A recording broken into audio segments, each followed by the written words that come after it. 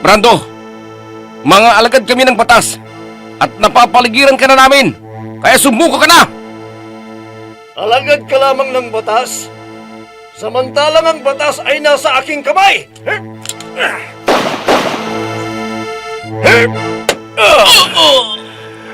Nagkamali ka ng binangga, kaya katapusan mo na ngayon! Cardo! Anong ginagawa mo dito, Sofia? Ano man ang pinaplano mong gawin laban kay Nathan, parang awa mo na. Huwag mo nang ituloy. Anong ibig mong sabihin? Nalalaman mo ba yung sinasabi mo? Batid mo kung anong ginawa ng lalaki ito sa aking anak! Pero dapat sa lalaki ito ay mamatay! Oh, Cardo, wag! Wag! Paano pa yatang ipagtanggol ang lalaki ito na kinamumuhian mo? At ikaw, Nathan, magaling na pulis. Magdasal ka na dahil katapusan mo na! Nathan!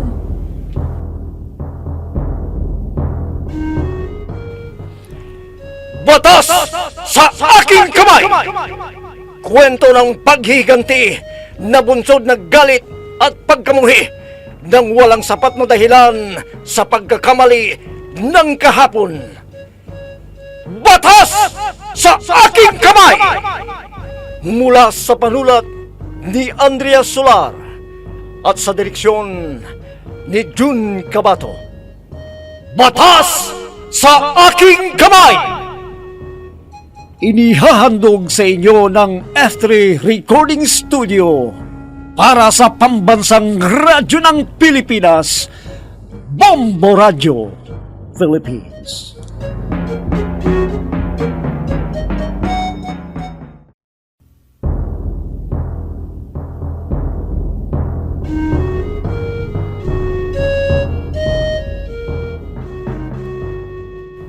At ngayon mga kaibigan, narito ang pagpapatuloy ng ating dulang pinamagatang Batas sa aking kamay! Sir, ano ito? Buksan mo.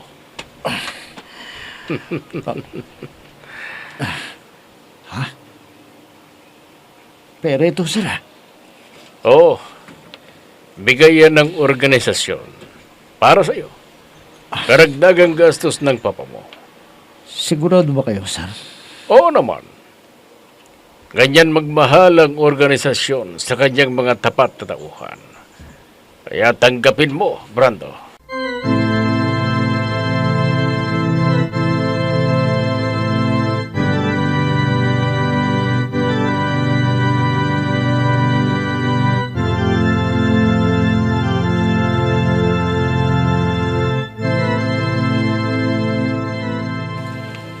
Martin, si Brando, nasaan siya? Umalis na siya. Naibigay mo na ba sa kanya ang winedro mo na pera? Oo. At tuwang-tuwa siya. Kung ganon, sabihan mo ang mga tauhang in charge sa pagpatay kay Cardo. Naunahan na nila si Brando. Unahan si Brando. Anong ibig mong sabihin, ate? Na bago pa maibigay ni Brando ang perang hawak niya para sa kanyang ama, ay tuluyan ng patayin si Cardo. Kung yan ang desisyon mo, ate, itetext ko lamang ang mga tauhan kong umaligid sa ospital. Ay kikilos na sila para pasukin ang kinaroroonan ni Chief Ricardo Sanchez para siya'y patayin. Gawin mo ang sinasabi mo.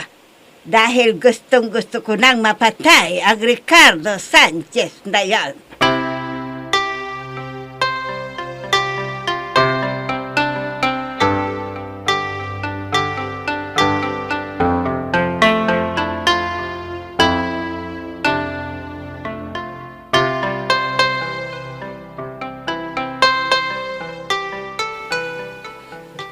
Malaki ang utang na loob ko kay Althea.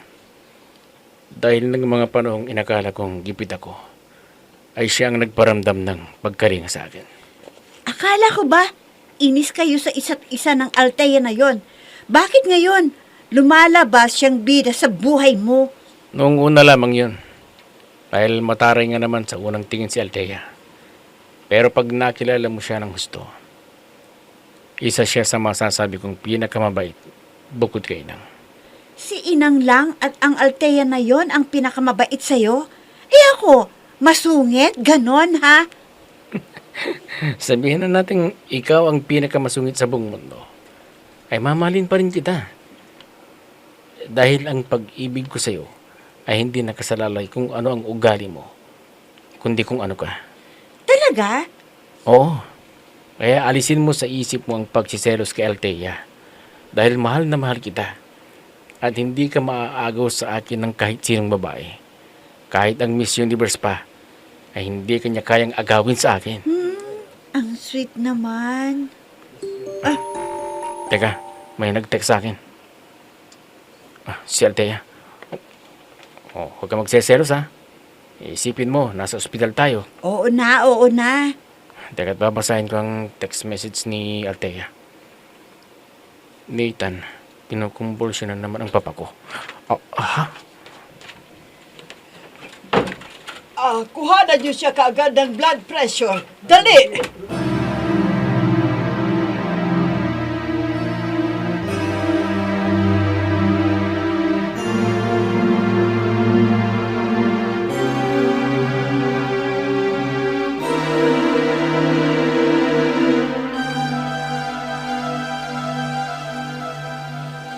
Nasaan na kayo ngayon? Nariyan na kayo sa loob ng ospital. Nakadamit doktor na ba ang isa sa inyo at nakadamit nurse? Okay, mabuti. Pasukin na ninyo siya sa ICU kung saan sinabi ninyong kinaroroonan ni Cardo Sanchez.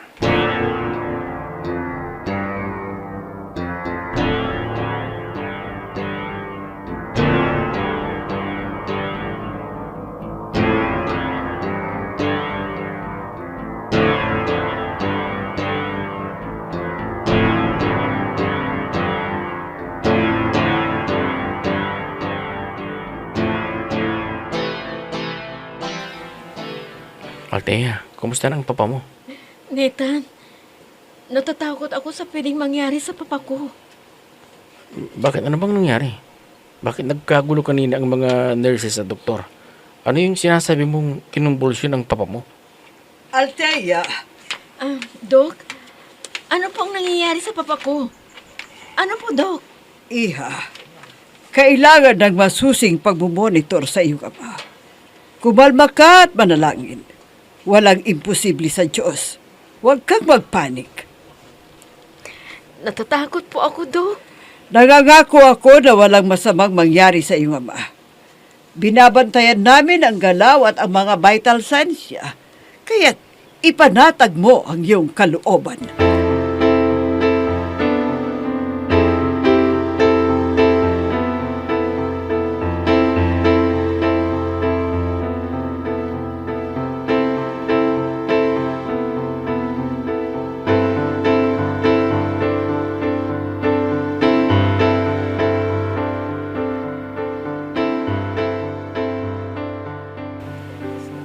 Nasaan na kaya si Nathan ngayon?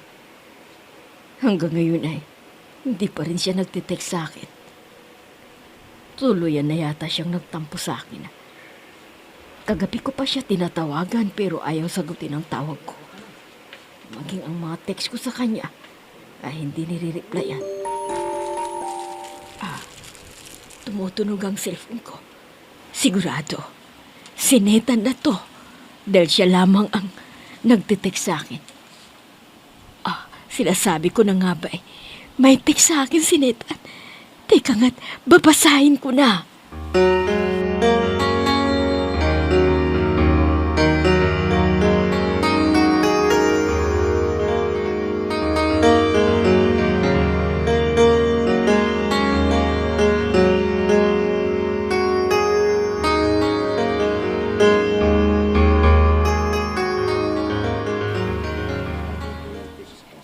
Ale, kamusta Ano na?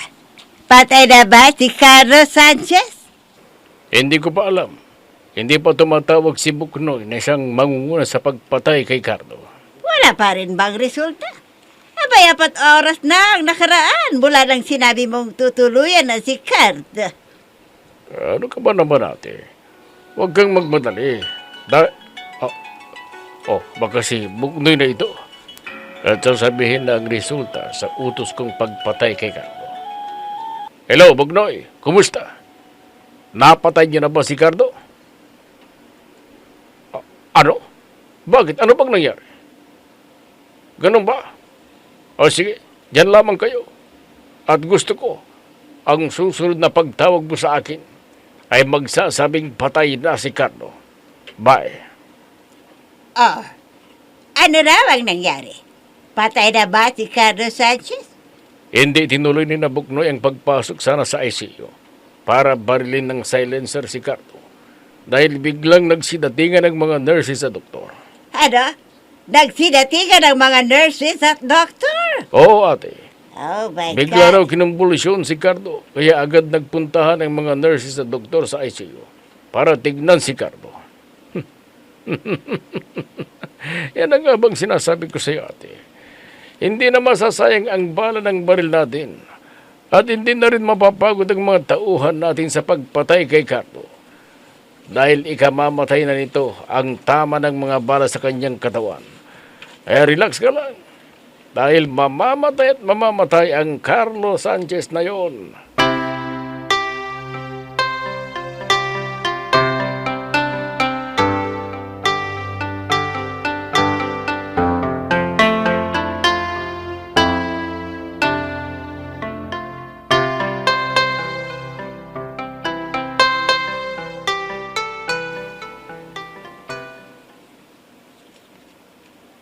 Alte, kumusta na ang lagay ng papa mo?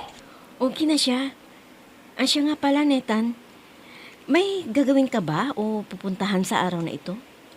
Ang totoo niyan pupunta na sana ako ngayon sa presinto para sa pagre-report ko sa papa mo. Para sa trabahong sinasabi niya. Pero ngayong naririto siya sa ospital, saka na muna siguro. Ganun ba? Huwag kang mag-alala. Dahil naipasok ka na ni Papa sa departamento at anumang oras ay pwede ka nang mag-report. Yun na nga Pero saka na siguro ako magre-report. Sasamahan mo na kita sa pagbabantay sa papa mo. Talaga? Oo. Gusto kong damayan ka sa ganitong pagkakataon ng buhay mo. Salamat ha. Mabait kayong mag-ama sa akin.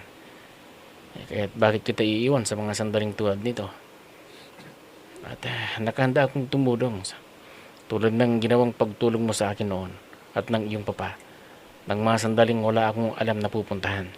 Maraming salamat ulit sa'yo ha.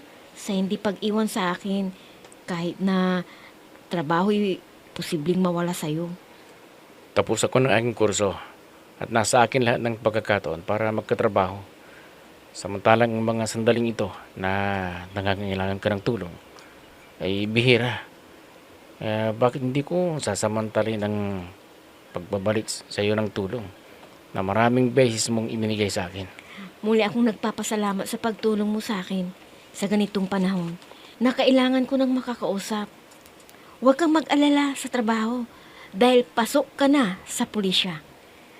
Siya nga pala, dangan rin lamang na naririto ka, ay hilingin ko sana sa'yo na kung wala kang ibang pupuntahan. Ano yun? Magpapabili ka ng pagkain mo na o gamot? Sige, bibili ako. Hindi. Di pa kasi ako nakakauwi sa amin Gusto ko pa sanang maligo sa bahay.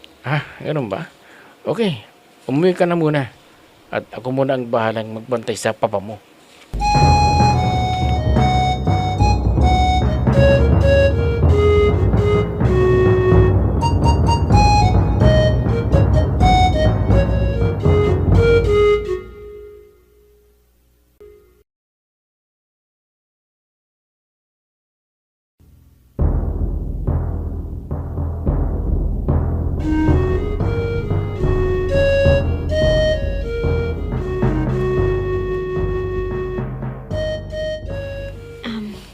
Tapos ka nang kumain, Sofia. Oo. Ay, kukunti ang nakain mo Busog na ako, Yaya. Ay, siya nga pala. Katatanggap ko lang ng text message ni Netan ngayon. Nag-text sa iyo si Nathan. Anong sabi? Nasaan daw siya? Kumusta daw siya? Okay lang daw siya. At huwag kang mag-alala dahil nasa mabuti siyang kalagayan. Ha? Pansamantala nga siyang tumutuloy doon sa bahay ni Mabel Nakita ko ang bahay ni na Mabel. Maliit. Hindi siya doon mabubuhay ng komportable. Sofia, hindi nga malaki ang bahay ni na Mabel, pero baka nakakalimutan mo na mahirap na buhay ang kinagisnang buhay ni Netan. Anong ibig mong sabihin? Madali kay Netan na mag-adjust. Matatag ang kalooban ni Netan. At yun ay hindi mawawala sa kanya. Na nawala sa kanya ang bahay na malaki pero hindi mawawala sa kanyang puso't isipan ang mga itinuro ko sa kanya nung bata pa siya. At naniniwala ako na yun ang kanyang gagamitin sa mga sandaling ito. Sa bagay.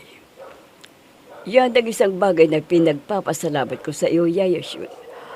Ang mga mabubuting bagay na itinuro mo kay Nathan. Kung sa mga panahong yun, ay pagkakamali ang desisyon kong yun. Ngayon ay hindi na. Bagkus ay ipinagpapasalamat ko pa.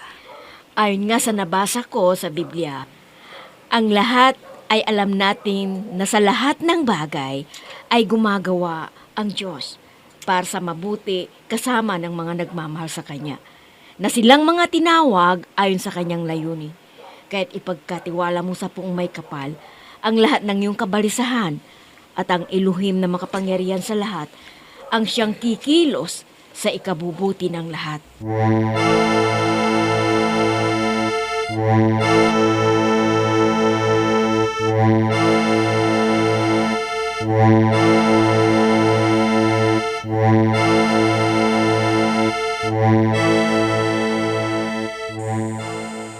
Oh, Mabel. Marin ka na pala. Ha? Diyan ka galing sa loob ng ICU? Oo. Umalis kasi si Althea. Kaya nakiusap siya na bantayan ko muna ang papa niya habang wala siya. Bakit? Saan ba nagpunta ang Althea na yan? Ha? Umuwi lamang siya dahil kahapon pa siya dito. Kawawa naman. Hindi pa nakakapaligo. Lumabas lang ako dahil baka kako dumating ka na at hindi mo akong makita dyan sa labas. Kanina ka pa ba dito sa labas? Hay nako, may 2 minuto na siguro akong palingalinga. Hindi mo naman tinek sa akin na nandyan ka pa na pala sa loob. Pasensya ka na. Naging abala kami sa pag-uusap ni Althea dahil may nangyari kanina. Ha? Na ano? Biglang kinumbulsyon ang papa ni Althea. Kaya nagsidatingan ang mga nurses at doktor. Nabahala masyado si Althea kaya pinayapa ko ang kanyang kalooban. Kasama na siguro ang paghaplos-haplos sa kanya, no? Ano? Hindi Babae nito Hanggang ngayon pa pala nagseselos ka. Para sabihin ko sa'yo, parang kapatid lamang ang turing ko kay Althea. At wala akong gusto sa kanya. Kaya alisin mo na yung selos-selos na yan. Dahil ikaw lang nag-iisang babae sa buhay ko. Nasaan na ba ang pagkain sinasabi mo? At ako'y nagugutom na.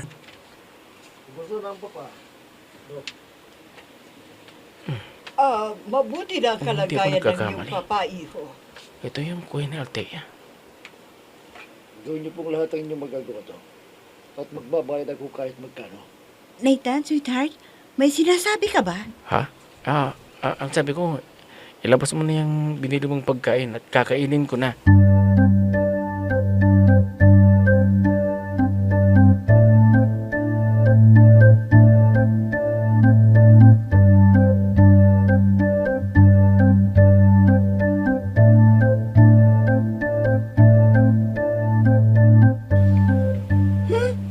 Anong oras daw babalik ang Althea na yon, ha? Ano ka ba naman, Mabel? Para kang bata. Selos ng walang dahilan. Paano naman kasi hindi ako magseselos? Dapat may date tayo ngayon eh. Oh, hindi pa ba maituturing na date ito? Naririto tayong dalawa. Magkasama tayo. Hindi pa ba date to? Date ba ito? Nandito tayo sa ospital. Date ba to ang tawag dito, ha? Sweetheart, ang date naman ay hindi nasusukat kung nasaan ka. Ang importante, magkasama tayo. At nakikilala natin ang isa't isa na yun talaga ang dahilan kung bakit nag-date ang magkasintahan. Para makilala pa nilang lubusan ng isa't isa. Tulad ngayon, dahil sa nangyari, lalo kung nalalaman na selosa ka pala. He? At kahit ikaw pa ang pinakaselosa sa lahat, ay mananatili akong nagmamahal sa iyo. Pakis nga. He? Kiss ka dyan. Mabuti kung nasa park tayo. Magpapakiss ako sa'yo. Talaga? Kung nasa park tayo, ay pahahalikan ka sa akin? Okay, tara na sa park kung ganun. Ano? Hindi ba? Magbabantay ka pa rin dito sa ama ng Althea na yon? Naririto na ang kuya ni Althea, kaya pwede na tayong umalis. Basta yung sabi mo sa akin, doon tayo magkikis sa park.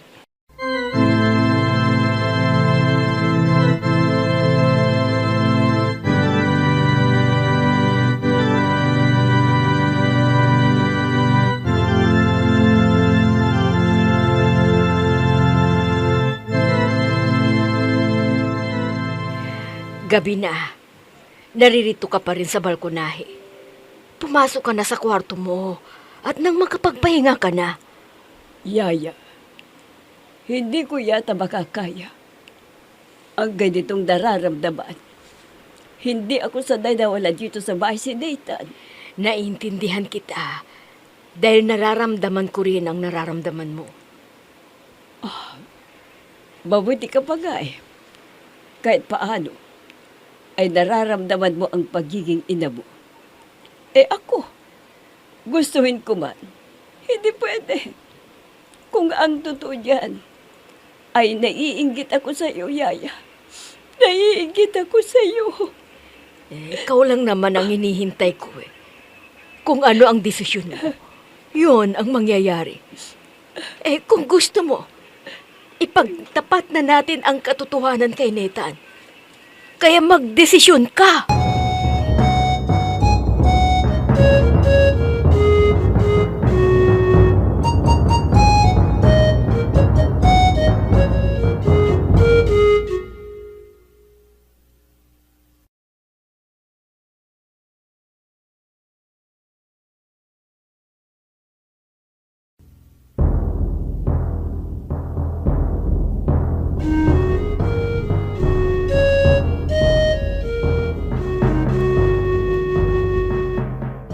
Ano ang katotohanan sinasabi ni Aling Sion? Mga kaibigan, huwag ninyong kaligtaang subaybayan ang pagpapatuloy ng ating dulang pinamagatang Batas sa Aking Kamay! Mga nagbibigay buhay, sina Amid Diaz, Mayra Abrihal Narnola, Eva Alcoreza, June Cabato, Robert D. Guzman, Oscar Ora, mula sa panulat ni Andrea Solar at sa direksyon ni June Cabato. Technical supervision at sa musika ni Oscar Ora. Batas sa Aking Kamay! Inihahandog sa inyo ng F3 Recording Studio para sa pambansang radyo ng Pilipinas, Bombo Radio Philippines.